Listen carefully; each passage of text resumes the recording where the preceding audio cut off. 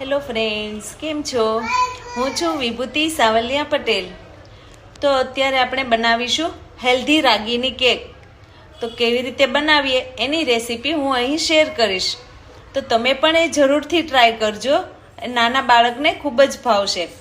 બહારની chocolate, cake, pastry એવું ન ખવડાવતા આ રીતે તમે ઘરે જ રાગીની કેક બનાવીને બાળકને ખવડાવશો તો બાળક માટે ખૂબ જ હેલ્ધી રહેશે અને એમને પણ ખૂબ જ ભાવશે. આમ રાગીમાંથી કોઈ પણ બનાવેલી વસ્તુ નાના મોટા સૌ લોકો ખાઈ શકે છે. ચલો હેલ્ધી રાગીની કેક કેવી રીતે બને એ તમને હું અહીં બતાવું.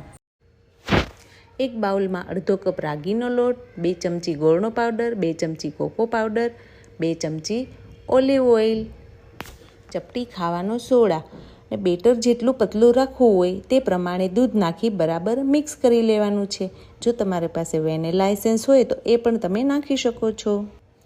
બેટરને બરાબર મિક્સ કરવાનું છે. મિક્સ થઈ જાય એટલે એના ઉપર ગાર્નિશ કરવા માટે છીણેલું અખરોટ નાખો. આ રાગીની કેક બાળકોને પણ ખૂબ જ ભાવશે અને આ રાગીથી ઘણા ફાયદા થતા હોય છે અને રાગીમાં કેલ્શિયમ પણ ભરપૂર પ્રમાણમાં મળી આવે છે. હવે એક કડાઈમાં 1 ગ્લાસ ગરમ પાણી નાખો અને તમે જે પેલું બેટર બનાવેલું છે એ બેટરનું બાઉલ એમાં મૂકી દો અને હવે ઢાંકણ ઢાંકી 15 મિનિટ સુધી મીડિયમ ગેસની ફ્લેમ પર મૂકી રાખો. હવે ચેક કરી લો, છે ને એકદમ મસ્ત રાગીની કેક. જોઈને મોંમાં પાણી આવી જાય. ના કાચના બાઉલ સિવાય તમે સ્ટીલના કે નોનસ્ટિકના કોઈ પણ વાસણમાં તમે બનાવી શકો છો. તમે પણ આ રીતે કેક બનાવીને તમારા બાળકને ખવડાવશો તો એને જરૂરથી ભાવશે.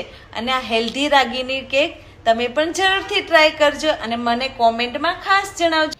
મારી આવી અવનવી રેસીપી જોવા માટે વિડીયોને લાઈક, શેર અને સબસ્ક્રાઈબ જરૂરથી કરજો. Bye bye.